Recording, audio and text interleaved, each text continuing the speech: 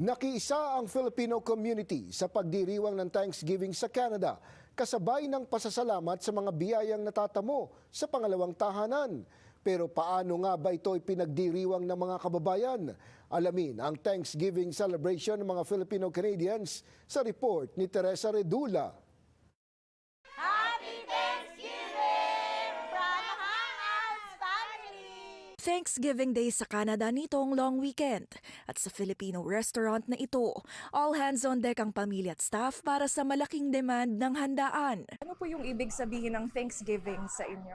Yeah, ang Thanksgiving actually ay yung time na natin to na gather together with the friends and family to celebrate all the blessings of the year that passed. Minsan lang nangyayari ito sa isang taon.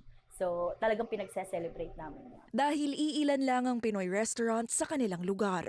Pagpatak ng long weekend, kaliwat ka ng customers na ang tumatawag. Umabot pa raw sa puntong itinigil muna ang pagtanggap ng orders mula sa mga food delivery apps. Maraming demands. Nagulat nga ako kaninang may mga tumatawag pa madaling araw, nagpapa-rush order ng mga ganito. So, ang malaking demands dito is cochinillo and yung pork belly. Kasi alam mo na, tradition ng mga Filipino, hindi nawawala yung lechon, hindi nawawala ang, alam mo na, yan yung pansit. And then sa Thanksgiving, ang Canadian, mostly they celebrate it with pumpkin pie. Pero sa ating mga Pilipino, egg pie. For Thanksgiving, ano po yung parang bestseller, pinaka-hinahanap-hanap ng mga kababayan? Lechon. Lechon. So either lechon belly, cochinillo. Pero dahil nga Canadian Thanksgiving, tinangkilik din ng customers ang mga paborito sa Thanksgiving menu. Like turkey, kasi gustong-gusto ng mga Canadian yan.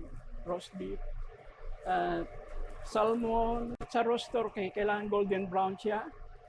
And the gravy is light brown with sidings of mashed potato or cranberry sauce, like that. Ano po yung pinaka-matrabaho at pinaka-complicated na lutuin para sa Filipino-Canadian Thanksgiving menu?